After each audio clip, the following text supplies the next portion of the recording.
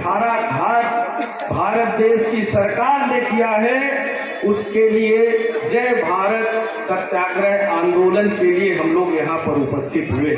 आज ये 11 बजे से कार्यक्रम यहाँ पर लगातार चल रहा है, सत्याग्रह का कार्यक्रम चल रहा है। लोग यहाँ बैठे हैं और सबको पता है कि देश में जो सरकार चल रही है किस दिशा में चल रही है, किस तरह से देश के नेताओं की आवाज दबाने की कोशिश की जा रही है। वो देश के नेताओं की आवाज नहीं दबा रहे हैं, बल्कि आम जनता जनार्दन की आवाज दबाने की कोशिश की जा रही है। राहुल गांधी जी ने क्या गलती की थी?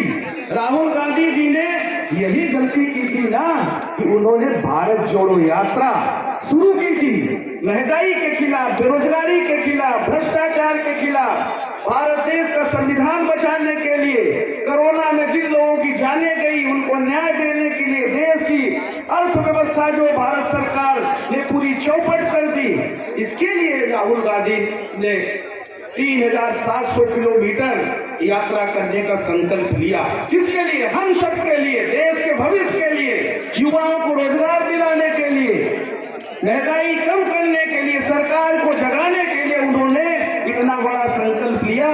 बारिश में, धूप में, ठंड में किसी भी चीज की परवाह नहीं की, अपनी जान को हथेली पर लेकर उन्होंने इतना बड़ा संकल्प लिया और सरकार को जगाने का काम किया।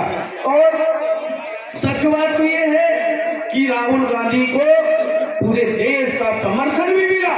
राहुल गांधी जी को भारत जोड़ो यात्रा में हर वर्ग ने राहुल गांधी जी का अभिवादन किया कि राहुल गांधी जी आप हम सब की लड़ाई लड़ रहे हैं। कहीं बुजुर्ग महिला उनको शाल उड़ा रही है, तो कहीं कोई पानी पिला रहा है, तो कोई अभिनंदन कर रहा है। गरीब से गरीब व्यक्ति उनसे मिला, किसान मिला, और सबके सुख दुख राहुल गांधी जी ने समझा।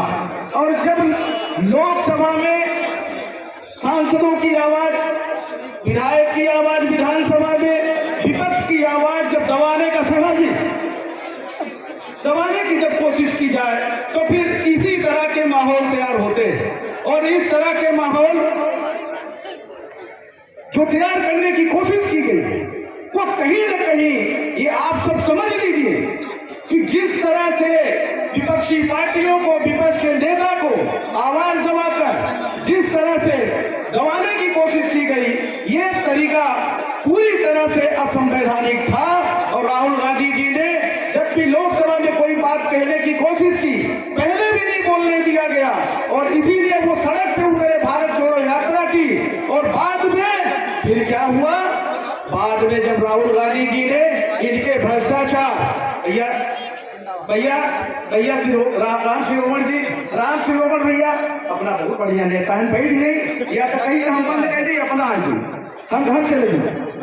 अपना बहुत बढ़िया नेता है, बहुत अच्छे लोग हैं, पर थोड़ा हमारे मंच की गरिमा होती, कोनो कार्यक्रम चल रहा है, लोग बैठे हैं, तो जिस तरह की स्थिति तैयार की राहुल गांधी जी ने, जब पूरे अपने भारत जोड़ो यात्रा का संस्मरण लोकसभा में सुनाया, बताया कि आज देश में किस तरह के हालात आपने 9 सालों में पैदा कर दिया, किस तरह से महंगाई, बेरोजगारी से लोग परेशान हैं, किस तरह से किसानों को भी ठगने का काम किया। बोले थे कि हम किसानों की आय दोगुनी कर देंगे, किसानों के लिए जो कानून, भू अधिग्रहण कानून कांग्रेस सरकार ने बनाया था, उसको पलटने का काम किया।